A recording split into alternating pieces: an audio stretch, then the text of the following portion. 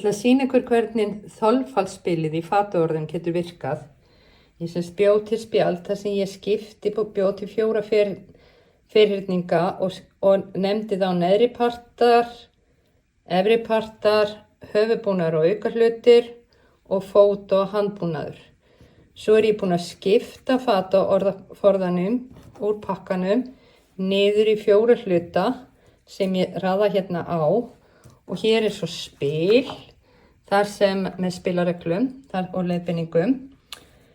Til þess að spila spilið þá tekur teninginn, kastar honum, skoðar töluna sem kemur upp og þið sjáið að hérna eru allar hliðarnar á teningnum. Finndu setninguna sem talan vísar á hér fyrir neðan. Sem sagt ef það talan 1 þá þetta setningin og svo framvegis. Dragðu 1 spil úr hverjum fataorðabunka.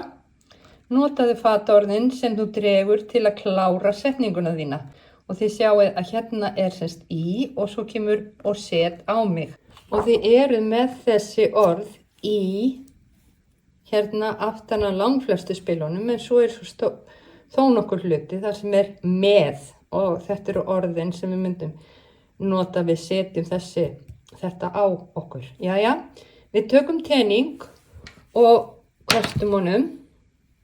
Og ég fæ töluna 3 og þá setningin sem ég fæ áður ég fer í skólan, fer ég alltaf í og set á mig. Ég byrja á því að draga 1 orð úr hverjum bunka, 1 úr efri parti, 1 úr fóta- og handbúnaði, höfuðbúnaður og aukahlutir og fyrsta var hérna neðri partar. Nú, svo það setningin mín og hún hérna númer 3.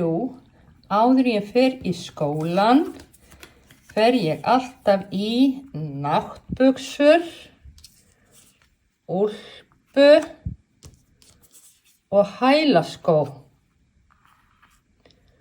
og set á mig eyrnalokka. Ég ætla nú að draga 2. Þannig að við bætum úr því núna og belti. Eins og þið tóku vonandi eftir, þá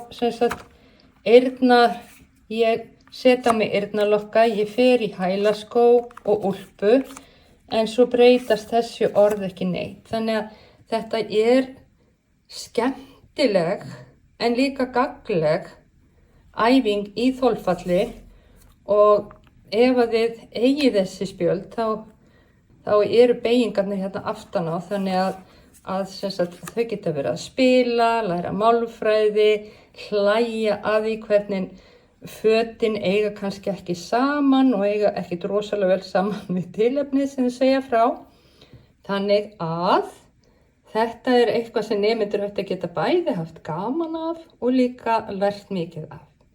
Til að byrja með þá verður þetta spil eingöngu aðgengilegt hér í þessum kennarahópi, en mér þetta mjög vænt að heyra frá einhverjum sem hefur pröfað að nota spilið, hvernig það reyndist honum og hans nemendum, eða henni og hennar nemendum, vegna þess að meiningin að gera þetta efni aðgengilegt í vefverslun Íslenskunámunnar frítt, og þá bæði öllum kennurum og nemendum. Takk fyrir.